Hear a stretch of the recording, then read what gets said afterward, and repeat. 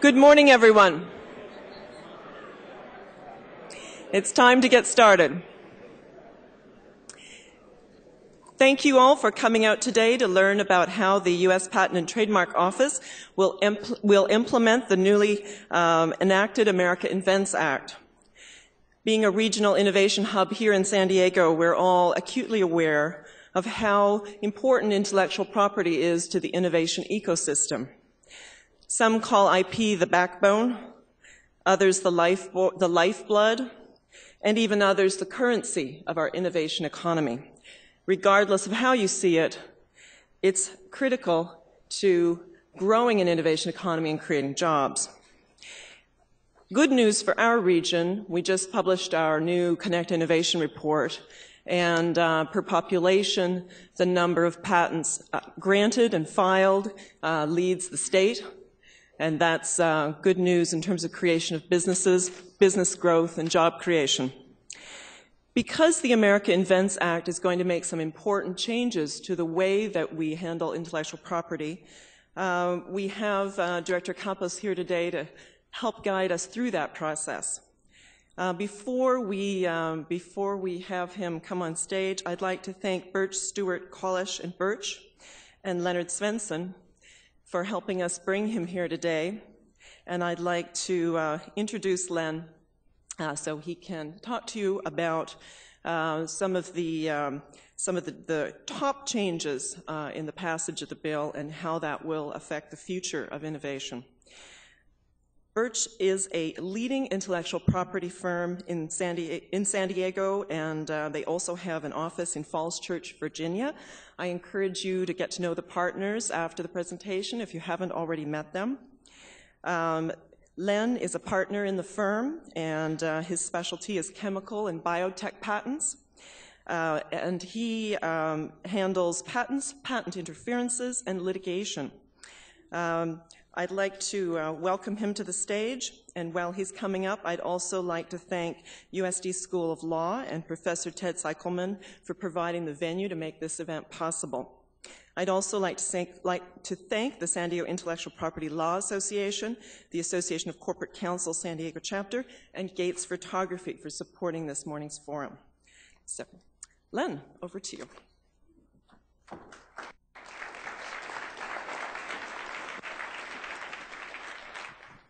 Thank you, Camille. I have my notes there.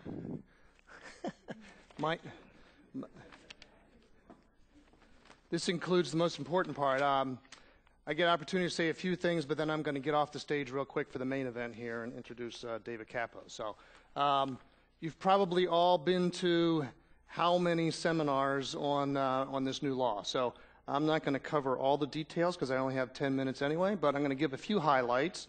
And I hope raise a couple issues that maybe Mr. Kappos can comment on. He can kind of take notes in his brain here. And then, of course, what we're really looking forward to is some questions from the audience.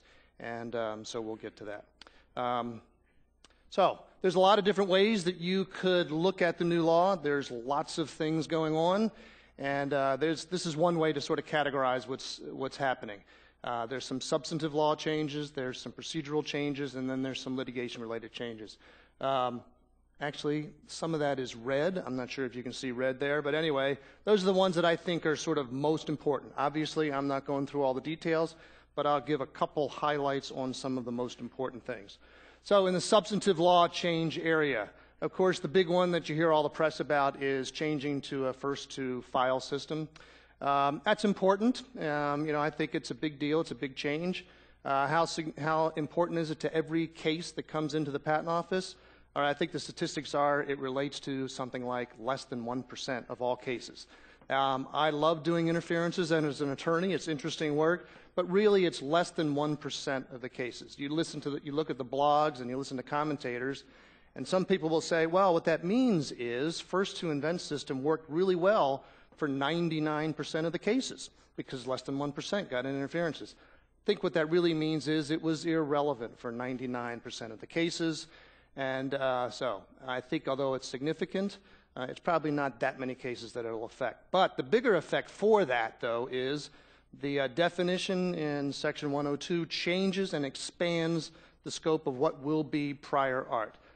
Personally, I think that's the bigger change. That's what you'll see day to day, and that's what will affect things even more, is that expansion of the prior art. Actually, I think we had a little bit more narrow definition than Europe, and now our definition is even broader than Europe.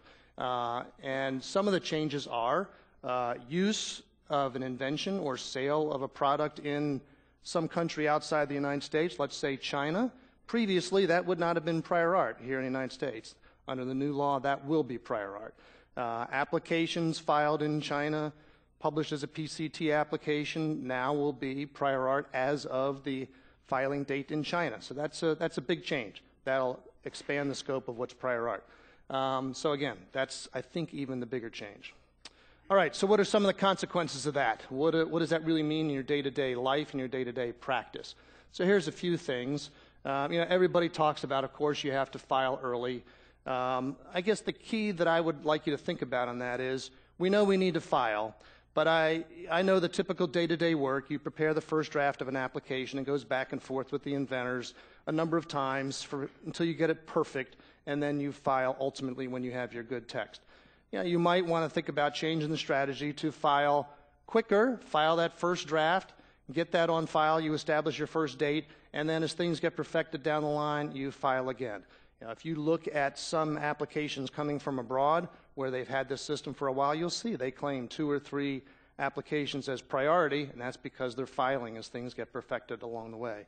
So that's one thing you might see. Mr. Kappos could talk about whether they're really expecting a big dump or a big bump in filings just before the date that all this goes into effect. But one thing I would caution you about, let's say you know that the law is going to change, the scope of prior art is going to change in March 16, 2013, and you hurry up and file your patent application before that date because you want to meet that deadline. You file your provisional application on March 15th. A year later, you convert that and you've added some subject matter to it. You have to be careful about what's being called the Section 3N1 trap, that if your application filed after the date of this law going into effect, and that application has sort of a mix of claims, some claims that are supported all the way back and some claims that are not, you could fall into the trap of thinking that you hurry up and got filed before the date, and turns out actually it's going to be interpreted under the new law. So you have to be careful about that. All right. So before, or rather than just going through a bunch of sections of the statute, I thought what I'd do is raise a couple of sort of practical situations and ask you to think about those, and maybe we have some questions about those practical situations. So suppose you are a high-tech company, product life cycle is real short, so you want to get a patent application quickly. Or maybe you're a young company and you want to go to investors, and rather than say we have all these applications on file, you want to be able to say we have these patents that are actually granted. What can you do? Well, the PTO under new procedures has actually a prioritized examination, and you can speed things up very quickly. It costs $4,800. There's a fee to it. There's a small entity reduction of that. But here's how many people are taking advantage of that. So it actually is being used. It actually is getting cases to a first office action and allowance faster. So that's one thing. Something separate outside the law, though, that you might think about is the patent prosecution highway. I think most people hear about it but haven't actually gotten around to using it. But it really does speed things up. And there's a new one a new aspect of that just started in July, which allows you, if you're a U.S. company, you file in the United States, and you ultimately file in Australia, say a year later, Australia is really fast. And you can use that office action that gave you allowable claims in Australia to speed things up in any one of those other countries that have joined it. So what are the advantages of that? Well, the advantages are, of course, speeding things up. But the other thing is it actually increases the allowance rate. You'll see the numbers there. It actually gives you a higher chance of getting the case allowed quickly. Now, to some extent, that's pretty obvious because what you do is you narrow the claims down to what's been allowed already in Australia or the other country. But you can imagine it also reduces the cost because you're going to end up with fewer office actions because you're going to get it allowed faster. So if you can do this in not only the United States, but Europe, Japan, and other countries, you could drastically reduce the costs of your prosecution of your patent portfolio.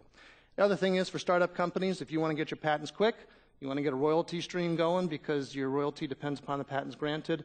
That's another way to speed up your process. All right, another aspect of the new law. Suppose one of your competitors comes out with this big, broad patent. You really don't like it. You think it's not patentable for whatever reason. What can you do? Okay, no surprise here. There's all about, you've heard all about it, the post-grant review. And that's something that you can use to attack your competitor's patent for any basis, not just prior art, but basically any basis. The key point there is it has to be done within 9 months. All right, I will raise just 2 issues that we'll get to in a few minutes on that as to how often will that actually be used. But in the end, after all of these changes, these are all of the procedures, post-grant procedures that will be available. And probably that's too small for all of you to read, but the impact of that is there will be 6 different procedures to use post-grant, and so we have a lot to learn about. Now, the post-grant review, here's a couple questions to think about, and maybe Mr. Kappos can comment on them. My one concern is, suppose the university, nonprofit, gets a patent, and some company thinks it's a bad patent, it shouldn't have been granted that broad, and they use these post-grant review procedures to fight that. Are the nonprofits, the universities, going to be able to defend that as soon as the patent grants? Because they haven't yet licensed it, they haven't yet gotten it off to commercialization. It's going to be a big impact on their budget. The bigger question maybe is, how often is it actually going to be used? The comparison is that it'll be used maybe like oppositions in Europe. And I think the statistics that I've read and seen are that about 5 to 7% of all EPO patents are opposed. But I'll suggest to you there are at least 2 things that are different in Europe than here that maybe will cause us not to use it as much. Number one is, in Europe they don't have the estoppel provisions. Under the law, if you file a post-grant review and you lose it, later on you're stopped from raising any issues that you raised in that post-grant review or could have raised. Europe doesn't have that. You know, they don't have those kinds of estoppel provisions. If you lose the opposition, you can fight it in a litigation later on. Second thing is, in Europe, that 9-month opposition time, that's your one and only chance to kill it in one forum. If you don't kill it there, you have to fight it in every single country. Here, if you kill it in a litigation in the District Court of Kansas, it's killed it for the entire country. So I think that those are 2 big impediments. The other one is, are companies really here going to quickly get in the mode of reviewing their competitors' patents and within 9 months filing something that they feel they're ready to put all their marbles in on the post-grant review, because if they don't win it there, they're going to be stopped from raising those issues in a litigation. I'm not sure the companies will get into that that quickly here. But in any event, that really doesn't come into effect until 2013, and it's only for patents granted on applications filed under the new provision. So really, I think we're talking 2015 is when this is all really going to start going into effect.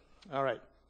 The big thing I would suggest for you to do, though, is rules will be coming out on both of these procedures, and we have an opportunity to put comments in on the procedures, and I would encourage you to do that. All right. Situation number 3.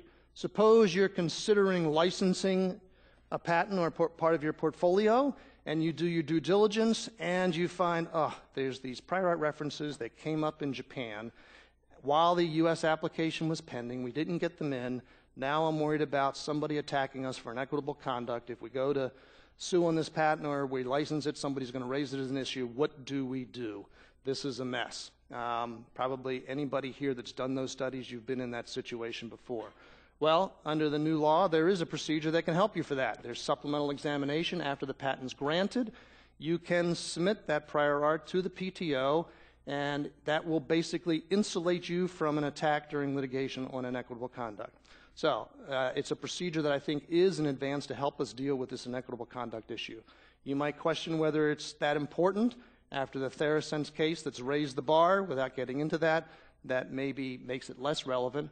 The last thing I'll suggest that you look at is a month ago, something like the beginning of November, the Patent Office, USPTO, along with the EPO and the JPO, came up with their common citation document. That's the website you can go to. The idea is that prior art coming from any of those patent offices will get dumped into this common citation document site, and hopefully the PTO is going to come out with some rules saying if the prior art is there, that's good enough.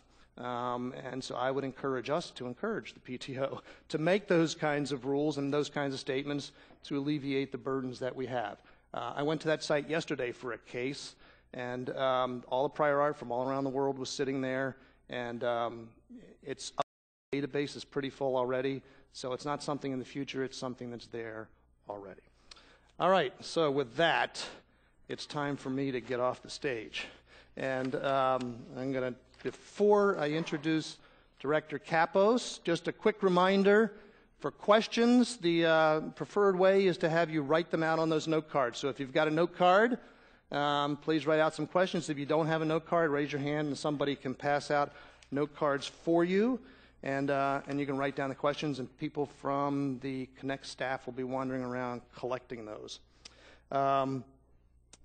Let's see. I'm not going to spend a lot of time on Mr. Kappos' bio. I think you've got the full one in a packet there. And he doesn't like hearing himself bragged about all the time anyway, he says. So in any event, he's a native Californian. He can tell you about that. I heard this morning his mother still lives up in Orange County. And so he has good roots here. But I think what you all will agree is we're fortunate to have somebody at the head of the USPTO now who is a strong advocate for patents, for innovation, and someone who actually understands the private industry. You know, Mr. Kappos came from private industry prior to his position at the USPTO, and he's enthusiastic. He's a strong advocate for innovation, which is what we're all about here. I could tell you he's a very good ambassador for both the United States and the USPTO. I was at an international forum last month in Rome, and his frequent flyer miles must be off the chart because he had just come from another meeting to announce various different things, and this was an audience of patent attorneys all around the world, and they were highly impressed that here's somebody that really knows what they're talking about when it comes to industry, patents, innovation, and it's a big contrast from what they have to deal with in some of their countries. So we're very fortunate to have that, and so with that, I want to thank Mr. Kappos for flying cross-country, taking the time, and I'll give the floor to you.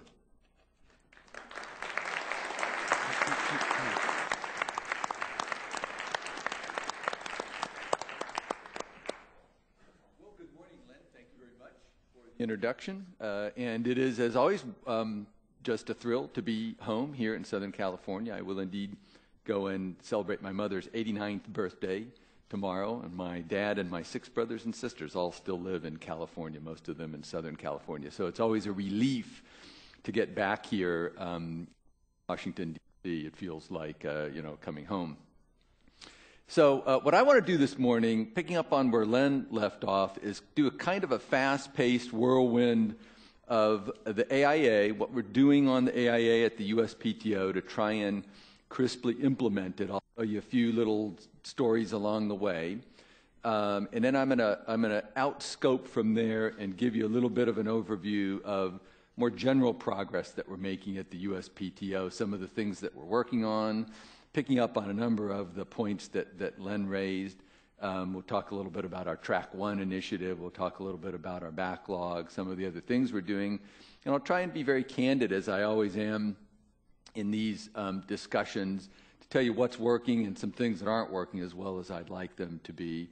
And I hope I'll also get to, maybe we can do this during the discussion part, to talk a little bit about our employment opportunities at the USPTO. Anytime I'm speaking at a university, I like to talk a little bit about how great it is as a place to work and encourage graduating college students and law students to come and consider joining us at the USPTO. So let's start with the AIA. Huge legislation, as Len showed you. I really like that first chart, Len, because it kind of shows the scope of this undertaking. Some people say it's the biggest thing since 1952. Well, that clearly is the case. Others say it's the biggest thing since John Ruggles, a senator from Maine, created the modern patent system in 1836. And others have said it's the biggest thing since Thomas Jefferson was examining patent applications. I don't know which one of those is true, but it clearly is very ambitious legislation, and you can see from a high level trying to create the first and only 21st century patent system that really enables us to tackle the big problems that we have in the U.S., to create a patent right that's very clear, that's very objective, that's very transparent, it's very straightforward. And I think if together we implement this legislation right, we can indeed create that system. Now here's another cut, a little different from Len's cut, at what's involved in implementing this legislation. This is the timeline that we use. It's posted on our AIA microsite. You can go there anytime, easily linked from USPTO.gov, and I'll show you the link to the AIA microsite in just a few minutes. It is a wealth of information. It's got the legislation. It's got the bill as it was debated. It's got the legislative history. It's got all the comments that everybody made during the legislative process. It's got this timeline, and it's got a lot of other materials. Now, what you're seeing here is the sort of 4 components to implementation. The purple at the top are the 1- and 2-month and immediate provisions. They've already gone into effect. The blue in the middle is what we call the Group 1 provisions. Those tend to be the rulemaking provisions that we're going through right now that culminate a year from passage of the legislation. The golden rod sort of color there in the lower middle is Group 3, and that's a lot of studies that we're conducting. Some of the 18-month provisions are in there. And then the purple at the bottom are the programs that we're required to put in place by the legislation. And there are a lot in each category. So if you focus for just a second on Group 1 there, this is the stuff we've already implemented. All of it's already in effect now because we're past the 60-day time point. It's all going along quite well so far. Nothing has not happened. Everything is working in this group. We've done little things like the change to best mode examination, the prohibition of human organism patenting, which is something many of you know has been passed by Congress every year in our appropriations, and they finally put it in the statute. You know, the venue change to the EDVA. In fact, I did a meeting over at the EDVA just the other day, and one of the judges there, this is the district court building, which is very near the USPTO, just a short walk. And as I got in there, one of the judges came up to me and said, "What the heck is going on?" I suddenly read this legislation and found out that, you know, the rocket docket has become an even more popular court. Now we've got to start looking at the appeals and things coming out of the USPTO. I said, well, don't blame me. This was the law that Congress passed. They want you guys to, to have more work to do over here. So Group 2 is, as I mentioned, the rulemakings that are currently very much on our minds. These are some of the heaviest lifts, okay? You're talking about supplemental examination. Len referred to that a minute ago. You're talking about the post-grant review, inter partes review, very ambitious, big, heavy new proceedings that we're taking on at the USPTO. Now, we have already received hundreds of comments, including comments from Connect, if I recall right, that I personally read and many others at the USPTO read. We factored them in carefully to our writing of the rules. We've written all 10 of these rule packages. I have personally reviewed them, over 750 pages. I reviewed and edited everything last weekend. Many others at the USPTO have. I received word just this morning that 3 of the packages have already cleared what's called OMB, or Office of Management and Budget approval. So they are ready to publish. We promised, and if you look at our timeline, you will see that it said we would publish them by mid-January. I think we're going to start publishing them probably in late December or very early January. So I feel very good about that. A number of them are getting ready to go into OMB review. We've done a lot of work to try and take IP industry, innovation industry, U.S. industry comments from bio, from high tech, from all quarters into account as we wrote these packages. To follow up on Len's comment, I really encourage you to try and keep up, try and review these what's called NPRMs, or notices of proposed rulemaking, when they come out, and send us comments, because this is all of our chance collectively as an IP community, as an American innovation community, to get this legislation right in its implementation and create great rules that enable us to make these new processes extremely effective, cost-effective for the small inventor that Len referred to before, efficient for the manufacturer that needs to challenge a patent that's been granted, fair and fast for the patentee who needs to have a settled estate and who deserves to have it quickly. So there's huge opportunity in here. We're all over these. You're going to see those NPRMs coming out, like I said, by mid-January. Some of them, I think, quite a bit earlier than that. So look out for them and get us your comments on them, and we will continue to take all of that into account as we move these things toward finalization. And I promise you, we will have these done by the 1-year mark when we're required to, so we can begin running those processes on time. So that brings us to Rule 3, really big ticket items. These are the ones, though, that have 18-month effective dates, so we have a little bit of more time luxury in getting these done. However, I've already reviewed the derivation proceedings draft of the rule package, and it looks pretty good. We're doing some more work on it. There's a little bit of an instinct, I'll tell you honestly, a little bit of an instinct at the USPTO to be very reliant on ways we've done things in the past. And so the first draft of the derivation proceedings looked a lot like interference practice. In fact, it talked to counts, and I read it and said, oh my God, I want to go in a very, very different direction. I want this to be the anti-interference approach to the extent we can have it be that way. So we redrafted it. You know, I went over the second draft last weekend. It was, you know, probably 75% of the way there. We're still working on it. But these rules, you'll be seeing NPRMs on both of those. Again, a little bit more luxury, and we'll look forward to comments on them. As Len mentioned, obviously, first inventor to file is huge in terms of the impact on the patent system, so it needs to be worked through very, very carefully. Now, I mentioned the studies in this Category 3. As you can see, we've already almost finished a couple of the studies, one on international patent protection for small business. We held 2 hearings, one actually in Southern California, one in the Washington, D.C. area. I've reviewed a draft of that already. It's going to be sent to Congress on time in January. Prior user rights, I reviewed a draft of that earlier this week. It's looking pretty good. Will be sent out on time, and then you can see a bunch more. You can comment on all of these studies also. As I mentioned, we're holding hearings on them. We're having Federal Register comment periods. You can send comments in online. You can send notes to me. You can send comments in response to the Federal Register sites. We are evaluating absolutely everything, and we're carefully using it. You know, I always used to wonder when I was in the private sector, you send in, you know, you write these careful comments and you send them into the PTO, and then you wonder, does anyone actually read this stuff? Well, I don't know if they used to, but I promise you we are reading it all now, and we're trying to be extremely responsive to it. Now, I mentioned that I'd say just a little bit about the AIA microsite. Very cool, very active resource, updated almost continuously. You can see our great picture of the president signing the legislation. And it's a great place to refer to. You can input comments directly from the microsite.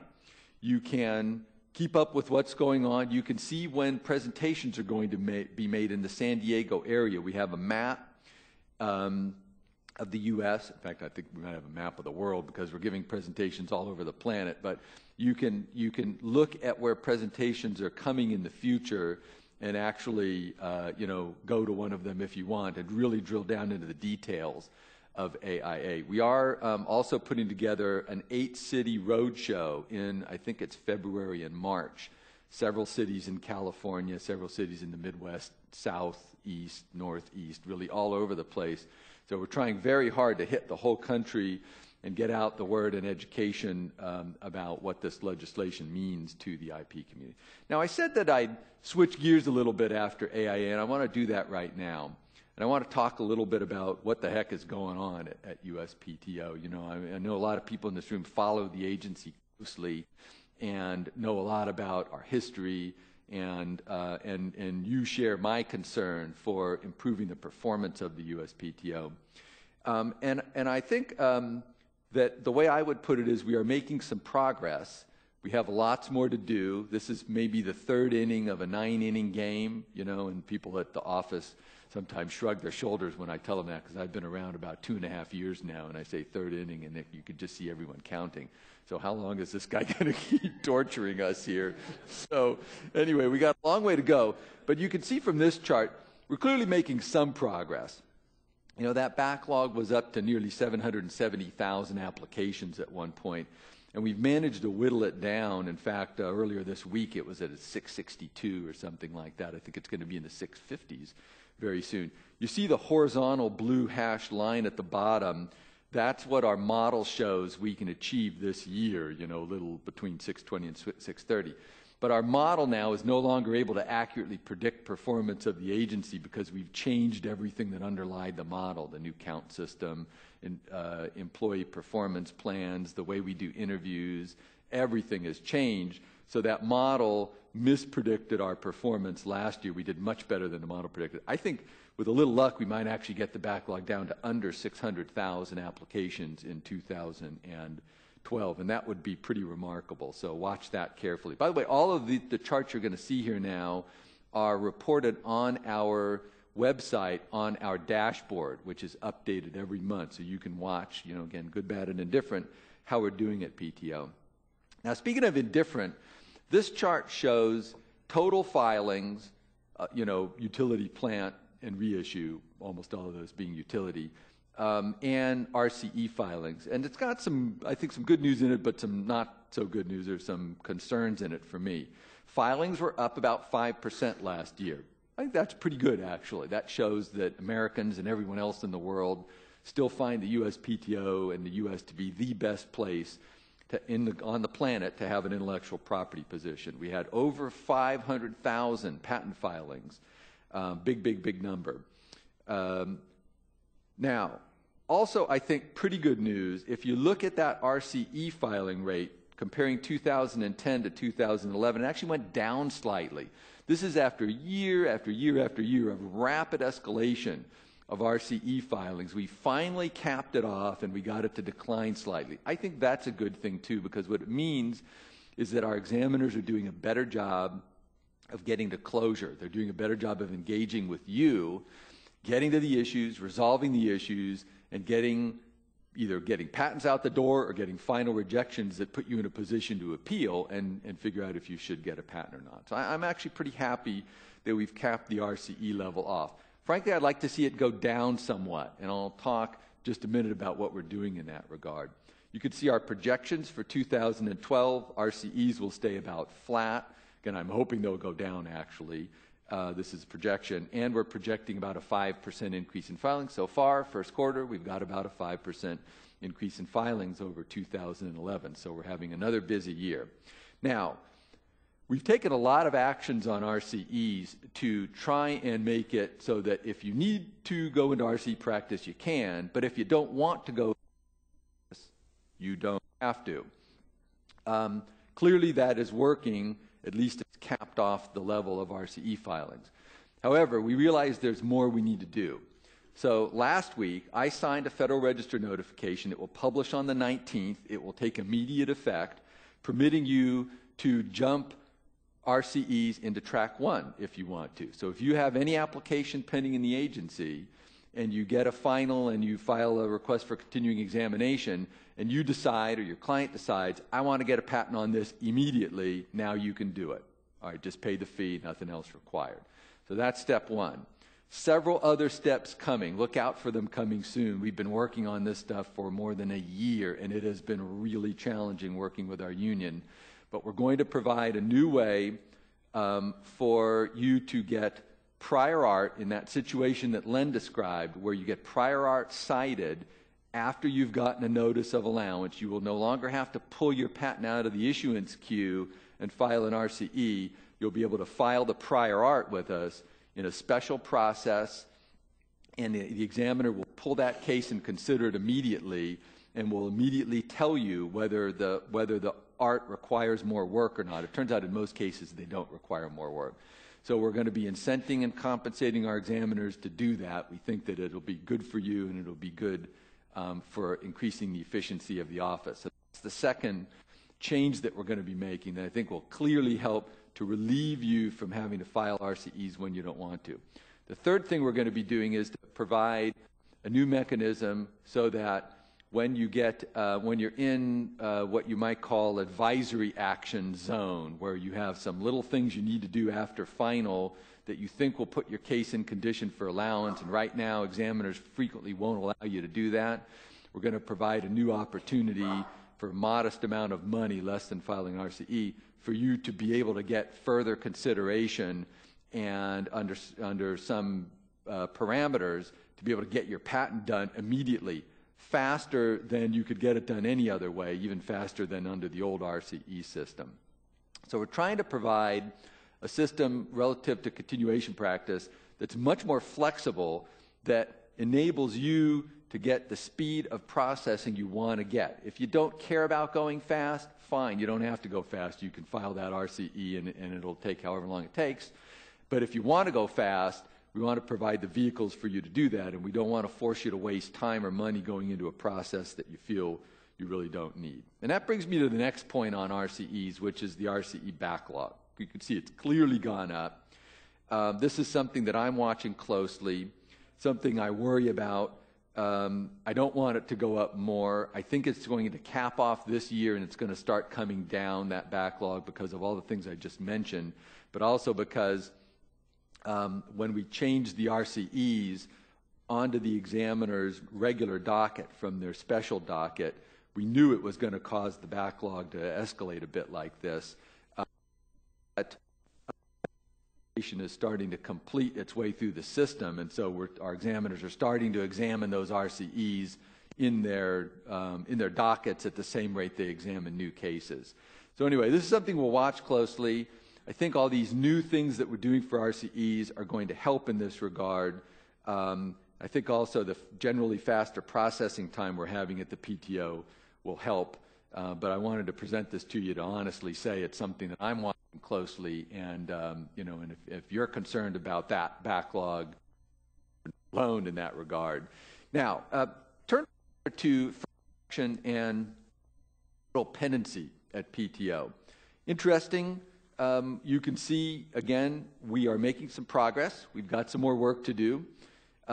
We undertook a program that I'll talk about on the next slide that intentionally caused the light blue first action pendency to actually go up in 2011 financial year, even though we're bringing a lot more resources to bear and processing times generally at the agency, we're getting much faster. We did that because we were focusing on examining our oldest applications, the ones that have been sitting in the agency for several years. And obviously when you do that, you drive the denominator up in the age of the applications you're examining, and it causes the line to escalate for a while. You can see that line is now dropping quite sharply. The reason for that is because we've examined all the oldest applications. We examined 257,000 of our oldest applications, nearly all of them last year.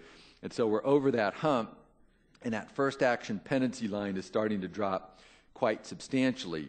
You can see that it is planned to go to about 22 and change months this year. That's the hash line. Again, I think we're going to do better than that.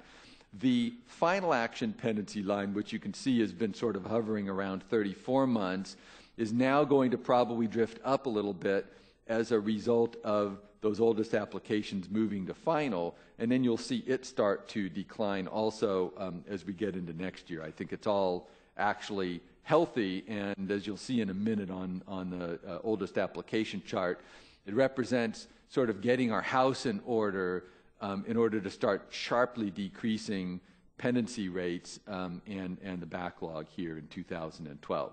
Now, one of the things that we've worked on a lot, and I hope that everyone in this room who practices, or if you manage filings, you've seen the implications of this, is getting our examiners to engage with the applicant community. And that is through a lot of means, but it starts with conducting interviews. So you can see here a chart that shows financial year 2008 in blue, and then 09 in purple, and then 10 in green, and then 11 in red, and then 12 in the sort of the orange that's almost laid on top of the red. And you can see a pretty impressive increase. We increased interview hours by nearly 50%, by about 50% now, to over 140,000 interview hours last year. That's a lot of interview hours. And it's manifesting itself in much faster flow rates through the agency. New records every year in patents granted, but new records also in rejections put out. So just total flow through the agency has gone up a lot. And I believe substantial contributor to that is the fact that we're conducting so many more interviews. Clearly it's working. We're conducting pre-first action interviews, post-first action interviews. We're even encouraging examiners to conduct interviews right before or after a second action to try and get cases out and to not have to require RCEs. And as a result of suggestion that came in from a meeting just like this one, we are actually now putting together a new super extended interview option that we're going to make available at your request, which will be pre-first action. You can actually spend multiple hours with the examiner, basically as much time as you want, to do a thorough explanation of the patent application of the invention, explain the prior art, spend time with the examiner before she or he picks the case up and starts searching it, and get them to really fully understand it, which we believe will vastly advantage the examination process. Now, those of you who are alert readers of the MPEP will right now be thinking, but oh, that's already permitted. Examiners can actually already extend interviews. But we all know that that rarely happens because they're currently not compensated. We compensate examiners. Well, we actually used to not compensate examiners at all for interviews they initiated, which was why examiners never initiated interviews. We changed that when I started. Now we compensate examiners for interviews they initiate as well as ones you initiate. The compensation gives them an hour of time, half hour to prepare and a half hour for the interview. Clearly that's not going to be enough for these super extended interviews. So we're going to give examiners as much time as we need to give them, 2 hours, 3 hours, 4 hours, whatever it takes. I think it's the right investment to make in order to have examiners fully understand cases, be able to write great office actions and do great searches, and tell you very honestly where your invention stands. So look for that one coming. Now, I said that I'd talk a little bit about what we're doing to get our house in order and clear out our oldest applications. This is a program called COPA, Clearing Our Oldest Patent Applications. We ran version 1.0, if you will.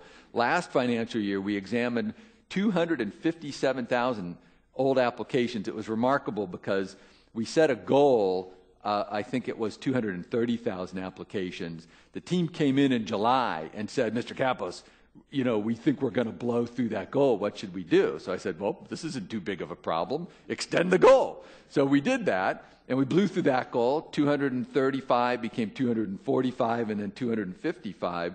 And for these modest incremental additional awards that we gave to examiners, you know, very modest amounts of money actually, they just kept working and working and working. We took 257,000 of those old cases out, and that was why you saw the backlog starting to drop and those processing times starting to drop. So we're running the play again this year, except with applications that aren't as old, because we don't have very many old applications left anymore.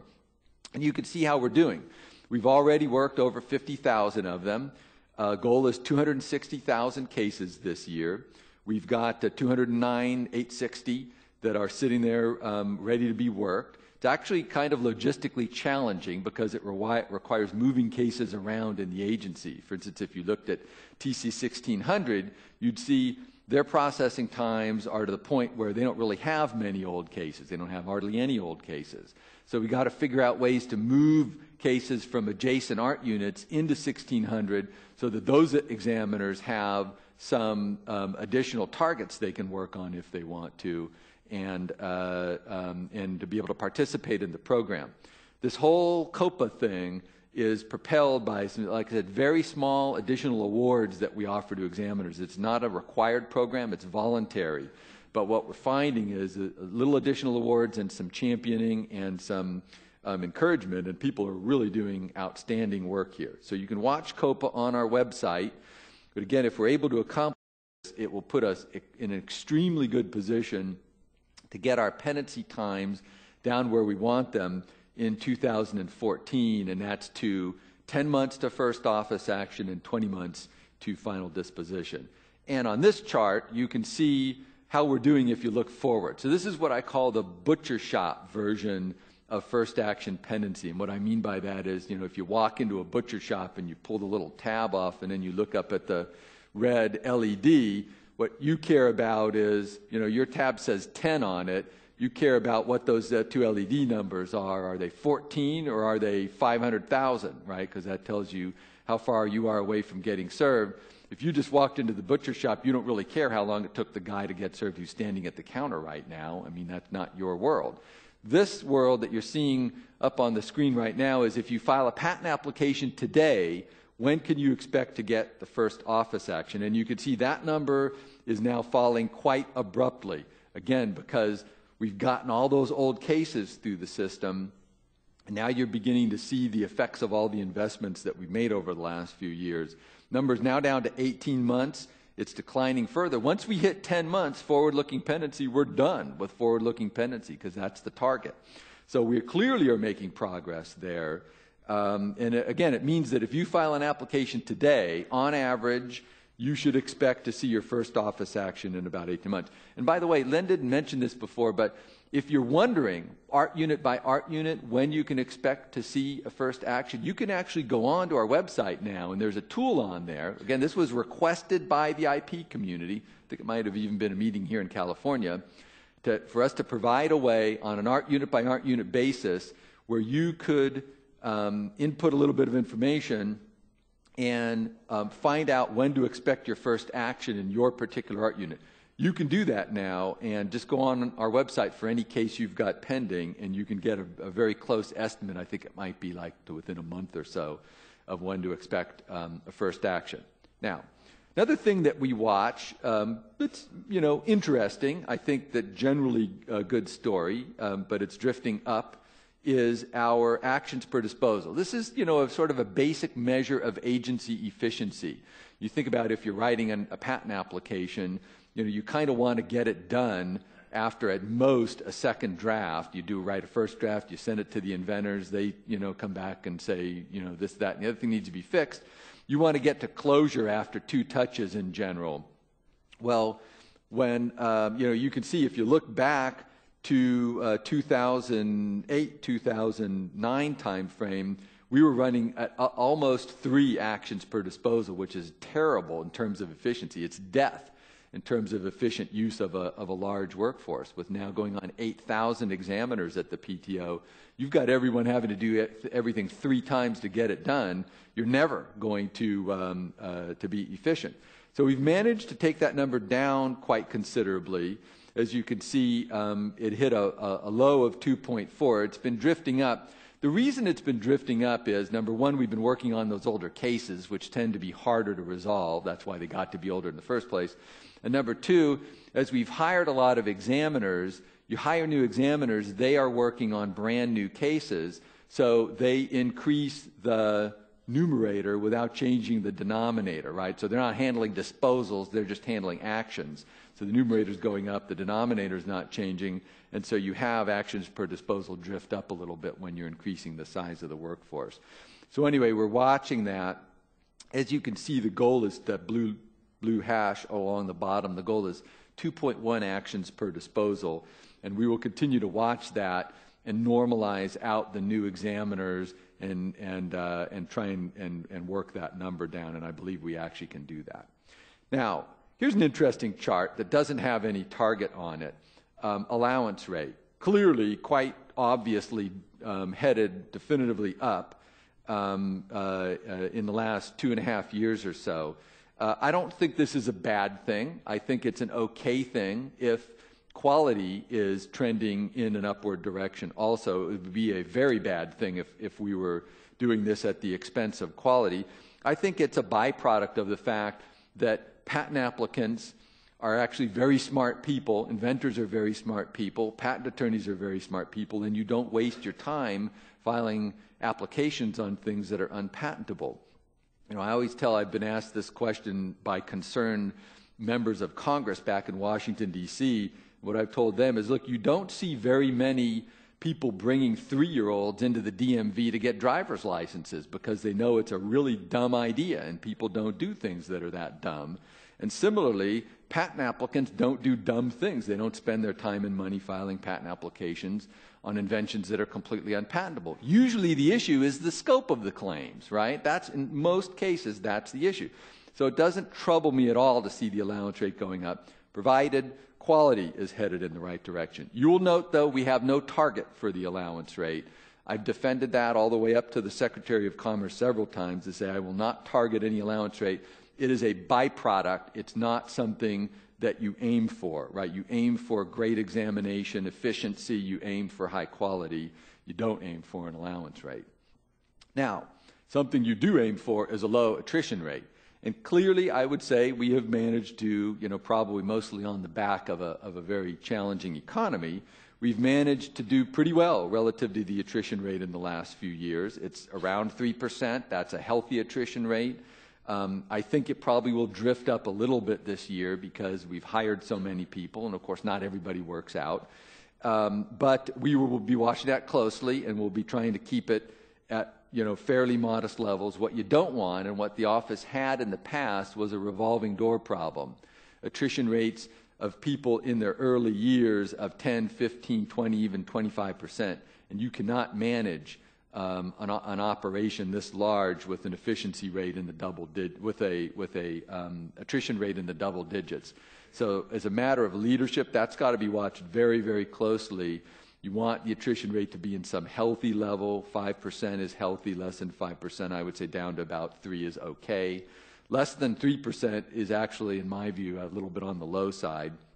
So I'm satisfied with where it is, but we're going to continue to watch that, and especially watch that it does not escalate and get us back into the revolving door syndrome. So I mentioned before quality. What you're seeing now on this chart is our two traditional measures of quality, which are final disposition compliance rate and in-process compliance rate. And what those mean is that, for those of you who don't know how we measure quality at the PTO, we actually have a very robust quality measurement system. We take some of our very best examiners, we take them out of examining, and we put them in a role that's called a QAS role, Quality Assurance Specialist. We essentially make them second reviewers. They pull a statistically significant sampling of cases, and they conduct an entire fresh examination after the line examiner has done her or his work. So it's a complete quality. It's as if you prepared an patent application and you had a second person then do the whole thing from scratch over again, the search, write the claims, write the specification, everything, in order to check and make sure that every single part of the application was handled correctly. We do the same thing. If you read the literature on the best way to measure quality in a legal services environment, that's it. It's the most expensive way, but it's also the best way. So the measurement system actually is pretty good. I'll tell you what were the problems with it in just a moment. But if you look at how quality is going, it's actually not bad. We're within our target ranges, or right at the base of one target range and well within the other one. Of 95, 96% success on those quality measurements. Again, one of them being after the examination's all done, and the other one being in the process cases that are pulled, like after the first office action, and the quality is checked on them. Unsurprisingly to me, we had that jump in quality around February of 2010. That was when we started giving all examiners more time to examine every application. Didn't seem like rocket science to me, that if you give them more time, they're going to do a better job up to some limit of diminishing returns. We gave every examiner more time on every application, and our quality promptly increased and has held very nicely since then. Now, what you see here on this eye chart that I do not expect anybody to be able to read is the new way that we're measuring quality. We did extensive research. We conducted hearings out here in California, on the East Coast. We did 2 rounds of Federal Register notifications to get input on how you wanted us to measure quality. Caused us to add 5 new measures to those 2 measures that I mentioned before.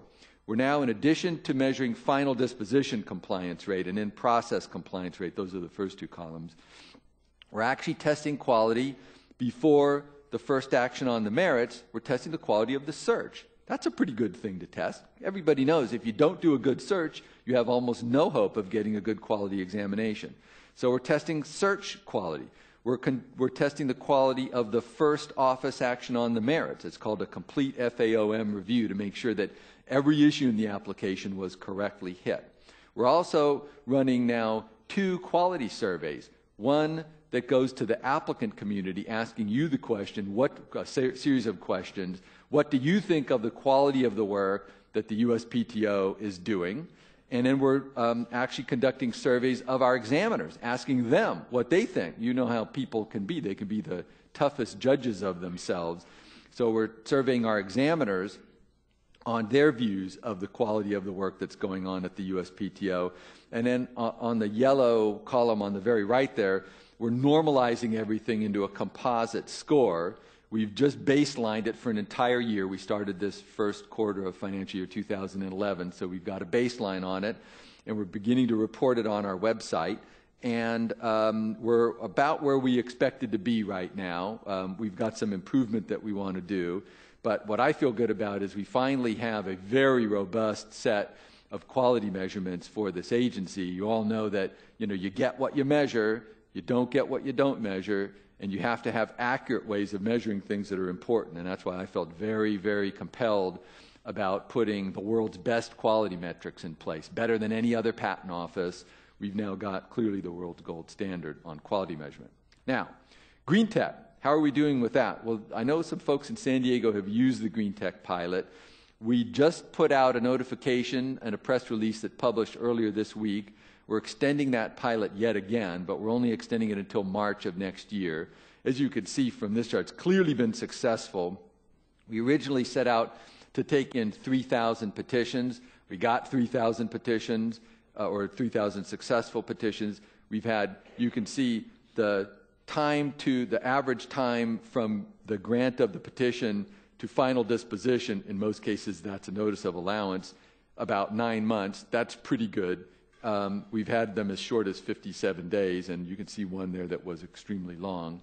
The net is that program has gone well. We're going to extend it a little while longer, and then we're going to fold it into Track 1. Now that Track 1 is fully available, we figure that if you want to get fast processing, you can do it in Track 1 and you don't really need this pilot anymore. We are going to be initiating a new pilot that will be very interesting to the bio industry, though, in the medical products industry, which is a pilot for that field on certain categories of medical-related innovations to give them a chance to get into their own pilot for very fast processing. Project Exchange, a pilot that, frankly, we didn't get very much traction on. If you remember this, it was an opportunity. If you had an old case sitting in the agency and you didn't mind abandoning it, we would accelerate for free another case that you chose out of your portfolio. We got, a few applications into it. It's sort of run its course. We've announced it's being sunset. We don't plan to renew that anymore. It was like many experiments. Some work, some don't. This particular one had a very modest payback. We may look for a different way to do this and try something new in 2012. But anyway, I just wanted you to know. Some things go well, some things don't go quite as well. Now, something that Len mentioned, Track 1, prioritized examination. Wow, that is really moving forward. We are getting a good steady flow of applications, of requests for prioritized examination. The most interesting thing about it, which is a little hard to see from this chart, in fact, it's not really contained on this chart clearly, we've already granted about 20 patents from Track 1. So imagine that. These are patent applications that you filed either in the very end of September or in October or November, and you've already got not just a first office action, you've got the first office action, you've got the second office action, you've got the notice of allowance, you got the patent in less than 3 months. In fact, the fastest one we granted in 5 weeks. So this program is a blowaway. I would strongly suggest if you've got clients that need super fast patent protection, go into Track 1 because you can get it very, very, very quickly. There's another stat that I've got that's not on these charts. We've put out now well over 500 office actions on Track 1 cases. I mean, the examiners are picking them up very quickly. People are very, very excited about Track 1. So it clearly works. Clearly would love to have you use it. As I mentioned, we extended it to RCEs. We're actually looking now at extending Track 1 to all applications pending in the agency. So at any time, you'll be able to take any application and just pay the fee and jump it into track one, and as you can see from here, more than likely you'll wind up getting your next office action literally in a few weeks. Now, other things going on. Brand new website coming out. It was just announced internally and I think externally yesterday. This is what I call the Mission Impossible version of the website. You can see the kind of the fuse across the top there. We reorganized all the data on our top level. It's not. I hope the mission isn't really impossible, but the visual is kind of cool. So we've reorganized our front home page, as you can see. It should be much easier to get into and understand, and we hope that you'll take a look at it and use it. People ask a lot about IT. So I'm an IT guy coming from an IT company. You would think that we'd be able to fix the IT systems at the USPTO. That is indeed a complex set of problems and a very expensive one to fix. We are, though, making some progress. We have almost completed moving our entire agency over to a single image per user. When I started at the PTO, I was shocked on my first day when I came in and the team said, Mr. Kappos, here's your desktop computer, and then Mr. Kappos, here's your laptop computer, and Mr. Kappos, here's your travel computer, and I'm going, why do I need all these different computers? I'm used to just having one laptop. I come into the office, I put it in a docking station, I leave for the night, I put it in my briefcase. No, that was not the way they did things at the PTO. So you wind up with enormous software and hardware costs for a lot of machines that are usually doing nothing when you run your office that way. We have flushed all that through the system. We've got everyone now, we're like on the last 1,000 people, on a single image, a single desktop, a single laptop that plugs into a docking station, really high function. Examiners love it. Our downtime across the office has really decreased a lot. Our systems are staying up much better. It was just a simple first step. All COTS kind of stuff, commercial off the shelf, but it has been an important first step. Now we're working intensively on what you see on this screen, patents end-to-end. This is the big ticket. This is the move of the USPTO, finally, to full text processing so that every document that comes into the agency, every IDS you submit, every prior art document, every office action we send you, every response you send us, every patent application is in XML-based, full text, so that it can all be handled, searchable, fields can be automatically populated, making your lives much, much easier and making it much, much easier for us to do our work. Here's what the screen looks like. This system is already rolled out in a CRU, the Central Reexamination Unit. Interestingly, the function is ahead of the data. A lot of the this is real stuff. This is not just a prototype. The function building the function is going very fast. The challenge we're having is converting all the files over into text format. You can imagine there is a lot of stuff to convert. So you can see, instead of having to open the 10 applications that examiners currently have to open in order to examine a patent, 10 simultaneous applications have to be open on Windows to examine a patent application. No wonder it breaks all the time. I can't get 10 applications to run on Windows. Surprising our examiners can. So this is a single application, all integrated. You can see, you can present, this is the examiner's dashboard, right? So you bring up a case, select what case you want to work on, the claims come up, you can do full text searching on the claims, on the specification. You can find where claim terms are defined in the specification or where they're not defined in the specification. The claim tree is automatically presented. The drawings are presented simultaneously on the left-hand side of the screen so the examiner can look back and forth. An entirely new day that we're now thoroughly enmeshed in putting together for our examining corps. Clearly, we've got more to do, but look for that really rolling through the CRU this year, 2012, and beginning to roll into the examining corps in 2013. And I'll finish up in just a minute here, but I wanted to mention another project that is IT-based, and that is the MPEP. We have just put out internally inside the agency the eMPEP, a new version of the Manual of Patent Examining Procedure, and the TMEP, for those of you who are trademark practitioners. Currently just available to examiners. We're going to be making it available to the public in about March or April of next year. It's totally cool. Much, much improved search interface. Enables you to annotate the MPEP. Has great visuals that you can see on the left-hand side there, so you can actually see the part of the document that you're in. Big, big, big step forward. Our examiners love it. In fact, so much so that the union permitted us to roll this thing out during the middle of quiet time, which is a time of each quarter when, by union agreement, we're not permitted to roll out any new IT-related applications, but they made an exception because this one was so cool. We have a discussion tool, and that's what you see here on the MPEP, and it enables you to discuss chapters. So this is, if I can give you a little bit of homework, help us along and look at the discussion tool and get on it like other people are doing. You can see here a discussion that we ran a while ago, people commenting on parts of the MPEP and helping us to improve the quality of the MPEP. You can vote on other people's comments. We are taking all the comments and using it as we redraft the various chapters of the MPEP.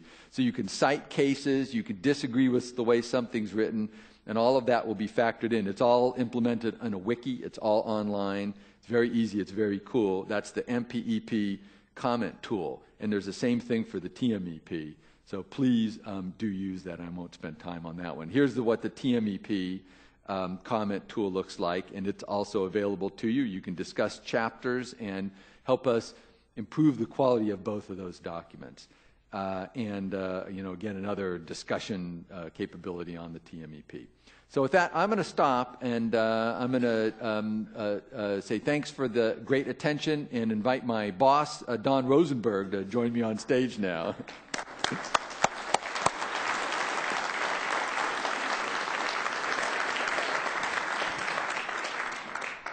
Great job.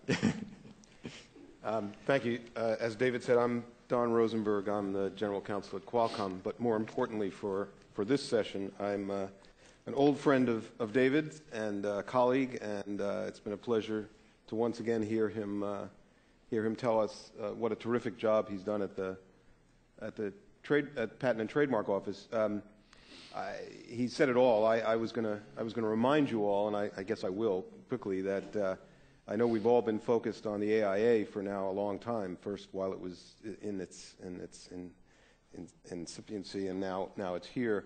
And but David's been focused for 2.5 years on just doing a great job at the Patent and Trademark Office. And as you can see, he's done an enormously terrific job, whether it's reducing the backlog or increasing the way they can handle applications, or the green technology program, the interview programs that he's implemented.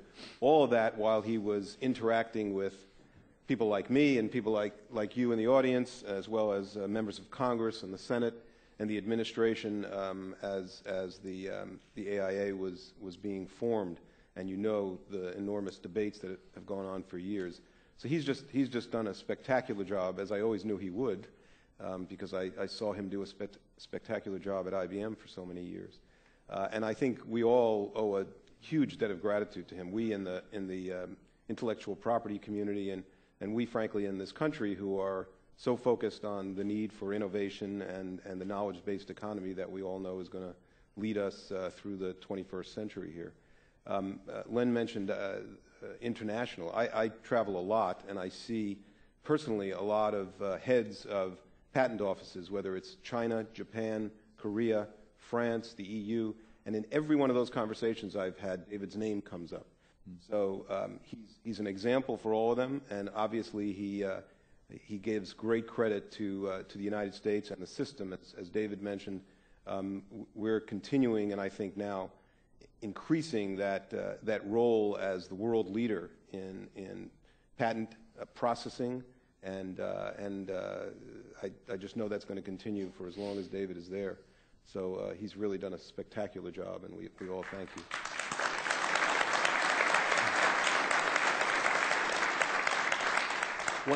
One thing I should mention, I know the notion of a satellite office is on a lot of people's minds here, and because, as I think all of you know, there's been an RFP now issued concerning potential locations of that office. We're not going to ask David any questions associated with that. That said, Connect is leading the charge here in San Diego to try to convince David and others that we are, in fact, a great place to put a satellite office, and we'll continue to poke at him. Keep in mind that this is not David's sole decision. This is Washington, after all. So let's keep that in mind. We don't have a lot of time left for questions. Actually, it's great because I think his presentation pretty much answered all of my questions. But I've got a bunch of questions here, and I'll start with a few. I'm told that, what do we have now, about 5 minutes, 10 minutes, 15? 10:45. Oh, okay. So we've got a half an hour, so that's good. A lot of you have written in questions, and so we'll take those. If we don't get to questions that you've written in, David and his staff have made the generous offer of taking a look at the questions and trying to answer all of them via email. So they'll have your email addresses if you'd like to do that. I actually, this is an issue that's come up in a few of these, so let me just off the top of my head ask you about funding. There was obviously a big debate about feed diversion, and that some of us would have liked a little better provision in the Act that isn't there. But Congress has authorized a budget, and I guess to the extent you can talk about it, can you give us a little sense of is that going to be able to support all the programs that you've implemented already and that you want to continue to implement? Yeah, so that's a great way to start, Don. And indeed, this year we're in good shape. We received an appropriation in the so-called minibus about a month ago of $2.7 billion. We're projecting our collections at between $2.45 and $2.5 billion, which means we will automatically be appropriated to use all of that money that we collect forever. So we are in the best shape we've been in since the USPTO was made a fee-funded agency back in the early 1980s. However, I will say it's a sort of a year-by-year thing. To Don's point, we didn't get a guarantee of no diversion in the legislation, so we've got to go back every year and deal with this ambiguity with Congress. It's good to set positive precedent, which we did this year, getting all of our fees, but we're really going to need the whole IP community, the great companies in the San Diego area, throughout the country to continue to, frankly, to defend the agency in this regard. This year we've got money to do all the things that I showed you before. We're running all our plays. In fact, if I could just go a little further, Don, we're trying to hire 1,500 examiners this year and double the size of our board. That's 100 new board judges. Last week alone, we interviewed the first half of the week 470 qualified applicants for patent examiner positions, and then on Friday and Saturday we ran a jobs fair at the PTO. It was subscribed for 350 applicants. It was overwhelmed. 550 people showed up. We interviewed all of them. So in 1 week we interviewed nearly 1,000 people. That week alone will probably generate circa 500 or so offers for employment. The only way we could do that is because we've got the funding guaranteed. So we're really moving ahead very, very aggressively on our plays based on the funding. Somebody asked the question of how we or others can help at all with funding issues. Is there anything that we as a community can do to support the funding? Well, mostly, keep it as a focal point with your elected officials, and keep reminding everyone that the money that you pay into the PTO, you're paying it to get services rendered, and if they take it away for some other purpose, there's no money to actually perform the services. And I think, I feel compelled to do the very best that we can at the PTO to show good stewardship, produce more results like this, which will enable you to have something you can go in and argue with, to say, look, you leave the money, these guys can show that they can use it effectively. So we'll do our part. Defending our funding on a continuous basis, I think, requires continuous effort on the part of the IP community. Yeah, the hiring is terrific, as David said.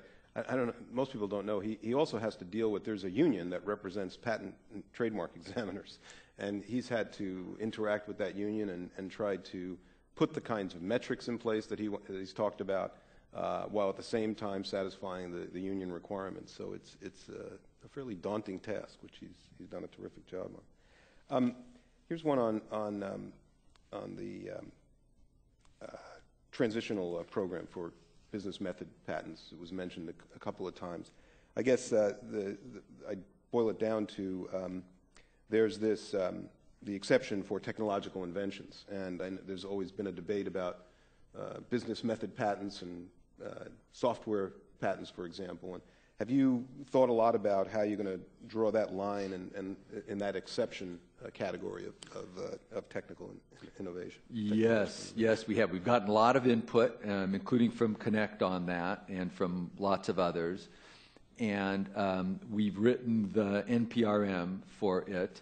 As a threshold matter, of course, that process is going to be fairly limited because to get into it, you have to have a lawsuit or be accused of infringement. So you're talking about a pretty small bolus of patents that will come into that process. We're going down a road, at least in the notice of proposed rulemaking, and we'll get comments on this and see if we need to adjust our thinking. But we're going down a road of thinking about whether the invention is technological as a way to make a decision as to whether to put a patent into that process or not. So, you know, where we're standing right now is if the patent application includes in the claims technical features, but they're non-inventive technical features, such as just the recitation of a computer processor or the recitation of a computer storage medium, that would not be enough to take the claim out of being considered a business method. But if the invention is connected with technology, the invention is technical in nature, then the patent would come out. So for companies in the San Diego area that I think of as being, you know, big contributors to the patent system, I would think the vast majority, if not all of your patents, would get tripped out under the technological category because the inventions are technological in nature. But for, you know, the situation where you've got a method of hedging risk in the commodities exchange, that will be considered a business method patent, whether or not you attach computer memory to the patent claim. So we're trying to sort of, you know, get to a fair middle spot on that.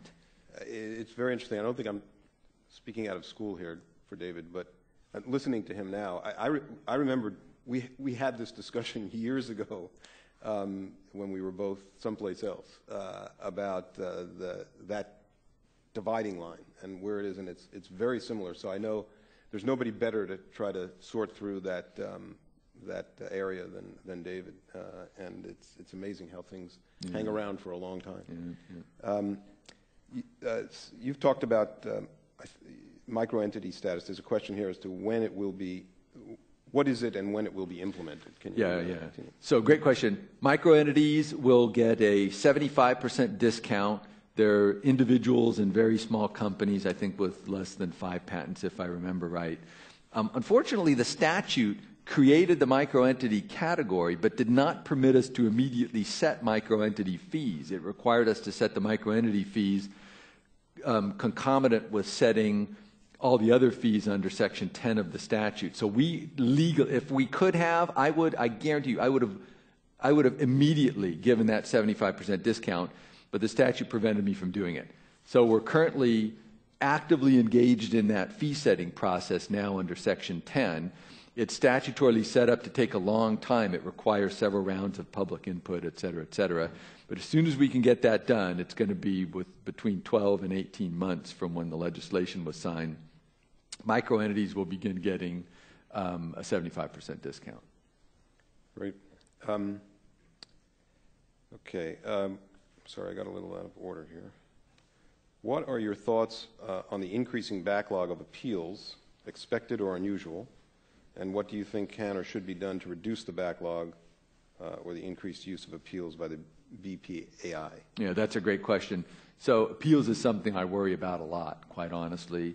The backlog of appeals has escalated. It's continuing to escalate.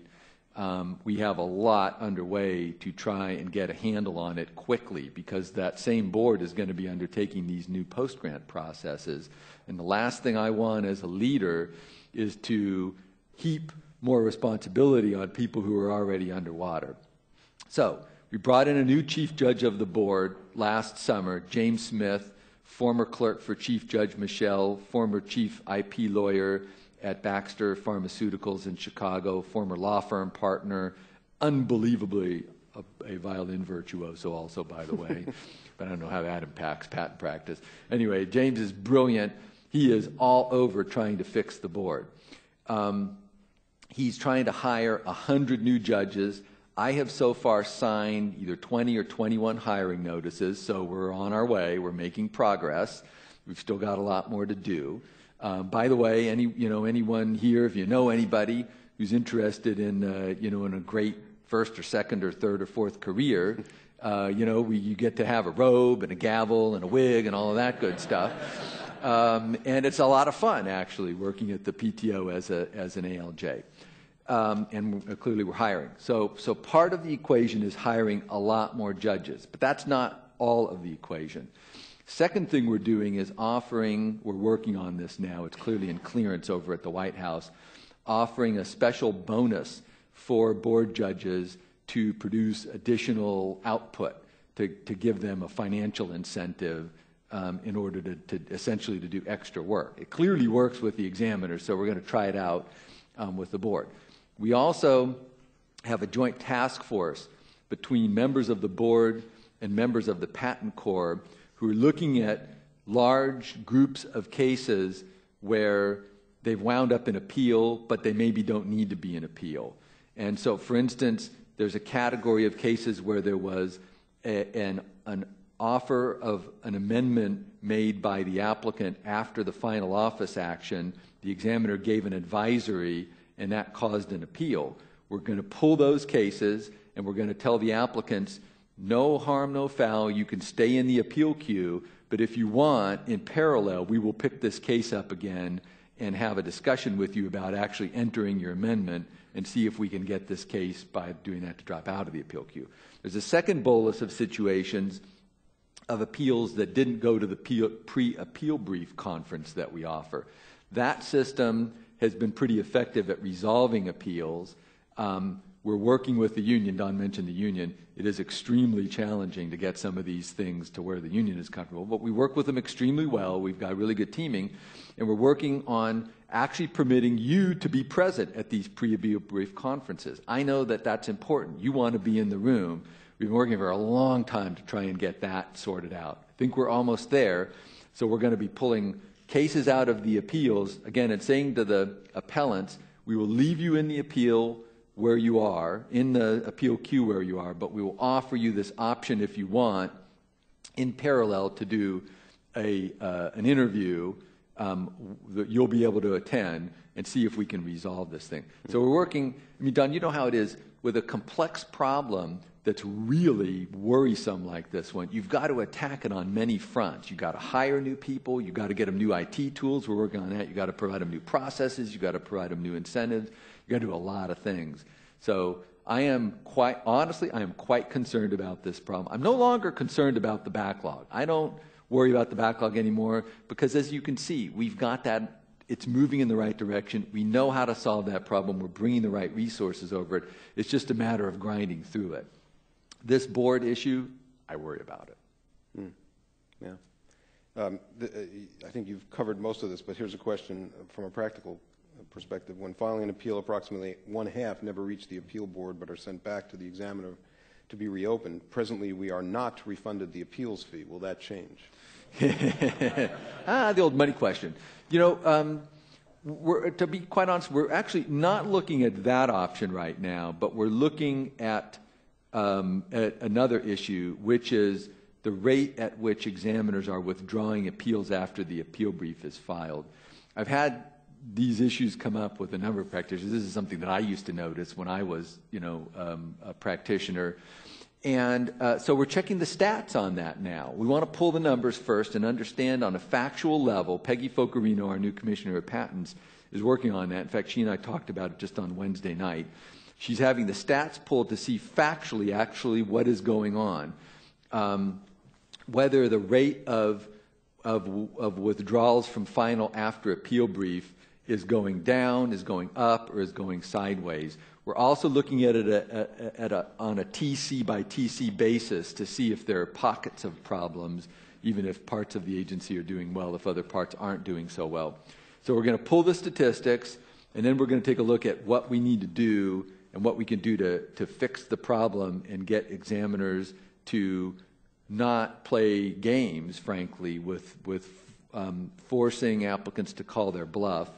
And we'll do some coaching, we'll do some guidelines, and if we have to, we'll have to go into some amount of holding people accountable in the examining corps if we find situations where that needs to be the case. So I recognize and accept that that's a problem. We will deal with it. If it becomes important to refund fees, we actually could do that. We refund fees in other areas, and it's not a huge amount of money in aggregate to the agency. But I want to look for ways to solve the problem that are kind of not damage control, but are actually addressing the problem at its root so that this thing stops happening. So well, bear with us while we get the statistics. We're actually working on that one. And it occurred to me as David was making his presentation, and now the last couple of answers to some of the questions, I assume all of you, like me, are listening very carefully to things he said, not just about what he's doing there, and we're all giving him credit for great things that are going on in the Patent Office, but how we can take advantage of those things. The interview process, the ability to participate, as he said, I mean, that's going to be enormously beneficial to those of us who are really focused on getting patents through the office and getting good quality patents issued by the office. So we have our part. They're opening the door. We need to walk in and participate as much as we possibly can. So. Yeah, thanks for mentioning that, Don. It's with all of these processes, it's important that applicants use them. Track one, interview processes, all of these. Okay, here's one over on a different subject. Inventions using stem cells cannot be patented in Europe. Any movement toward this in the U.S.? I hope not, quite honestly. I don't see any movement in that direction in the U.S. I mean, there are court cases going on constantly, including the BR3A breast cancer gene case that we lost in the district court and then won in the federal circuit. And, who knows if that'll go to the Supreme Court, but I think it's quite likely that it will. But for the USPTO's part, we will vigorously defend broad patentable scope for subject matter in the biological field. We believe that inventions made in that area are incredibly important to our country. We think it would be a travesty, frankly, for the U.S. to squander our global leadership in research and development backed up by a strong patent system in that area. And we will certainly, for USPTO, we will not be a part of any retrenchment in that regard. In fact, if you remember, when the United States Justice Department came out with the brief that they did originally in the district court in that regard, the USPTO, and at that stage, we declined to change our examination practices, and on the basis that we will change our examination practices when the Federal Circuit or the Supreme Court tells us we have to change our examination practices on that. So we've held a pretty firm line even within the government on issues like that. I guess that was a good answer for some. Yeah. So moving from a first to file to a first of invent to first to file system, and we're going to be doing that over a period of time. You're going to have a dual track. Just how difficult is that going to be to manage, and what are your plans in terms of, I guess, examiner staffing and training and just dealing with that dual track for the number of years that you're going to have to do that? Yeah, that's a good question. The dual track is going to go on for a while, potentially, around 20 years or so. I think it'll actually, for the most part, work its way through the system quite quickly because at the rate that we're bringing pendency down, by the time you get into about 2016 or so, and particularly since we're working off our oldest applications first through this COPA initiative, the older cases that are still subject to first to invent, most of them, the large majority, will be worked through the system within a couple of years. And so most examiners, with just a few exceptions, will be able to be trained and focused only on first-to-file examination. Two other things I'll say about that. One is we've already started doing examiner education. We've done the first level of it. Well, we obviously have a lot more to do. It's very iterative and needs to be very repetitive because it's a big change. But, you know, I was impressed about this. I came in and examined a case with an examiner a while ago. And, you know, we did all the work to set the case up. And then we started doing the searching. And he immediately hit a great reference. And I, you know, immediately when we started looking at it, I picked it off and said, well, this looks like a 102. You could probably just reject the independent claims with this. And the examiner said, Mr. Kappos, hold up a minute. I have no idea whether this is really prior art because it's within the 102E date, you know, published less than a year before the filing date. And so I may well get the applicant swearing behind me here. And, you know, this is a byproduct of the first to invent system. The point being, under the current system, it's incredibly hard for examiners to do their job because they don't really know whether a prior art document is prior art until they get through the whole exchange and the process. Under the new system, they're going to have much greater assurance that when they see a date on a document compared to the date of filing of the patent application, it really is prior art, and they could just move forward with the examination. Clarity for the examiners, clarity for applicants doing searches and doing whatever they have to do ahead of time. Because even applicants generally don't know. I mean, I filed plenty of 131s in response to rejections, and so you're swearing behind some reference saying that, you know, our conception date was before the date on this reference, but you never know what their conception date was. So really all you were ever doing was, you know, postponing the day of judgment, the day until you had the 102G contest, until probably in court or in some licensing dispute. Now you're going to get clarity. You know, you look at the date on the reference, you look at the date on of your filing, and you know whether you're good to go or not. So speaking of prior art, here's one that, Mr. Kappos, how do you recommend prior art search in light of transition to patents end-to-end? I'm not sure. You got that question? Yeah, I think if the PE to E is the IT, you know, our big IT effort, and I think that applicants are still very well served to perform their own pre-filing searches. I think that it gets examiners a head start. It helps you as the applicant frame your claims and get your claims just right, all upside in performing a pre-filing search. What will change dramatically inside the office is that now every time you send a reference in with an IDS, it will become available in full-text searchable form, not just to the examiner who's examining that application, but to every other examiner who's examining every other application in the agency for time immemorial. And it'll be classified automatically for the classes that you sent it into, so when examiners in the future do classification searches on other unrelated applications, they'll pull the same reference. That in turn will enable us to tell you to stop submitting prior art in related cases because we'll automatically have access to it. Because, right, if you filed a case that is somehow in the same family, filed on the same day, something like that, by the same inventors, all that stuff will automatically come up to our examiners, so you can stop having to send all of that redundant prior art. And so tremendous downstream benefits by having PE to E, not the least of which is examiners will be able to do much more effective searches based on all the art you've sent in other cases, but also you will be able to relieve a lot of that McKesson compliance burden that you currently struggle with. Related point, will the USPTO make patent end-to-end software available to practitioners?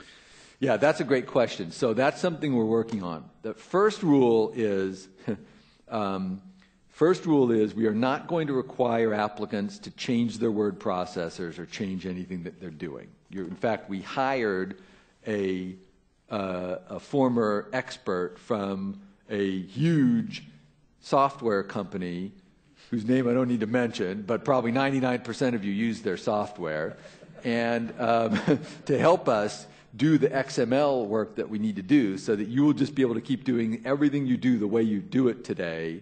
We're going to provide a tool that you'll be able to download to run against your application before you file it to make sure that there aren't going to be XML formatting errors. And if there are, the tool will tell you so that you can fix them if you want to, so that when we get the application, it's clean. You'll be able to wipe out any artifacts, which you currently use artifact removal software in litigation, right? So the same thing will apply in patent applications, and that will mean that the text that you submit to us will be from your word processor, but already clean, ready to go for us to use in examination. So PE to E will be tuned to make it easy for you to be able to submit applications with little disruption to your systems. We also do plan to expose PE to E in the sense of providing filing templates for applicants who want to file on the web. So in other words, you'll actually be able to write your patent application on a web interface if you want to. You know, enter the brief description here, enter the drawings here, and, you know, sort of patent application, you know, kind of like Form 1040. So we're going to provide that capability, although I think most sophisticated applicants won't be that interested because you've already got your systems available to you. Now, the one thing, unfortunately, that we can't provide is external access to all of the non-patent literature because of copyright issues, right? So we looked into that, we got an opinion, the whole government thing, and we can't do that because of copyright protection. So we can, however, provide that access in our public search facilities, which we have at the USPTO and we will be having in our satellite offices. So that's kind of a powerful added benefit to having satellite offices. And we also can and will be providing that at our, what used to be called Patent Technical Depository Libraries and are now called Patent Technical Resource Centers. And I believe there's one in the San Diego area. So there will be ways to get access to the examiner's search system, but unfortunately we won't be able to offer that to you on your desktop. Kind of related, the USPTO and the European Patent Office are trying to harmonize as best they can. Is there a reasonable possibility of sharing computer software, including patent applications, and their supporting documentation? Well, you know, Len mentioned that in part. We just announced a few weeks ago the first ever joint initiative that makes prior art fully available. It's called the Common Citation Document. It's very cool. You can go on, you can link to it. We put up a website. We credit to the EPO on this one because they did most of the heavy lifting. But there's a website available. It's linkable from the USPTO site. And if you've got an application that's filed in all three offices, you now can get on there, you can look at the CCD and see the prior art from all three offices in one easy, you know, it's like a PCT prior art document. Very cool, very clean, very straightforward. We're now working on our second set of post-Theracense rules that will leverage that document and will begin telling you, don't submit that prior art anymore. If it's cited in the CCD, it's already available to our examiners. We don't need you to send it to us again. So the answer, Don, is yeah, we're working on more of that, you know, the joint approaches to examination, and the CCD is a major building block. The other major building block, if you haven't heard about it, is we announced more than a year ago, and we're making good progress working with the EPO on consolidating the venerable U.S. patent classification system, combining it with the European patent classification system, which is called ECLA, and creating the world's first global patent classification system that will be called the CPC, the Common Patent Classification System, which is based on the WIPO's IPC, International Patent Classification Codes. And the magic in doing that is that once we're done, using one set of classification codes that are extremely detailed and really well maintained, you will be able to find prior art in the US, in Europe, in Japan, in China, in Korea, in all the major offices. So if you've made a patent filing, I'll choose my art area, or one of my art areas, relational databases, query optimization, query joinder, inquiry optimization, so you get down 3 or 4 levels into the technology, there will be a CPC subclass for that. The examiner will be able to just click on that subclass, immediately then have that as part of their search logic, and immediately pull up the whole corpus of prior art that's indexed, that's classified in CPC. And it'll be US, EPO, JPO, SIPO, KEPO, all across the board. It's really, I think it'll be transformative for searching. That's terrific. That's terrific. We have one more, and I'm combining 2 to get to the one more. So what's the potential impact of Wikipedia, Khan Academy, and other free public information publishers on the establishment of prior art? And some law firms have been threatened with copyright infringement for submitting prior art to the USPTO. Is the PTO aware of this, and are they doing anything about it? Yeah, I'll take the last question first. We are aware of it. I am personally aware of it. Our General Counsel, Bernie Knight, is looking at that issue. To be quite honest, and I would say this to the folks who are making the allegations, we were surprised when we heard this, because normally it's thought that when you're complying with a government-mandated process that is sending in prior art as part of a patent application, that would not be subject to copyright liability. But anyway, we're doing the legal research on that, and we plan to do our best to help resolve that issue. So that's the second question. I understand there's statutory damages in copyright, but I wonder what the damages are in a situation like that. What's the lost opportunity in that situation?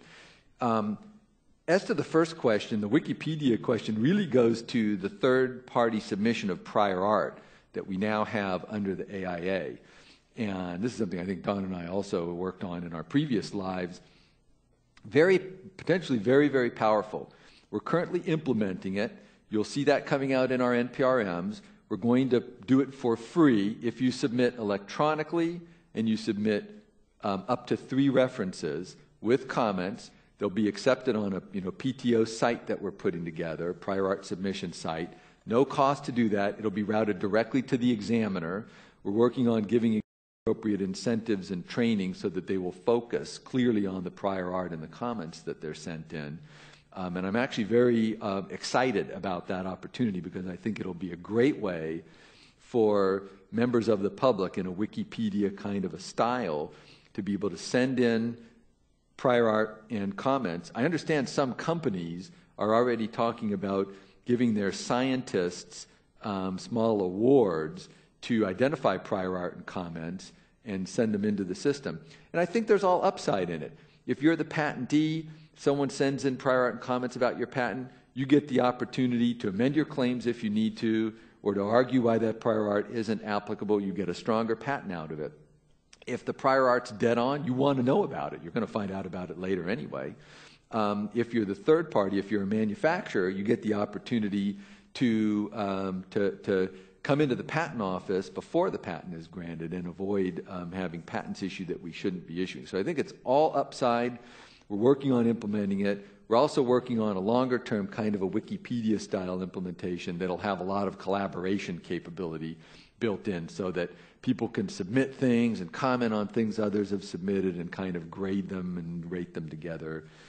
The idea has come up, and if we can implement this legally, I'd like to do it, to provide a way that if a party has submitted prior art commentary in the past and the examiners actually used it, that when they submit prior art and commentary on some other application, it'll automatically get highlighted for the examiner as a source for prior art and commentary that is likely to be a very, trustworthy or a very, high-quality source.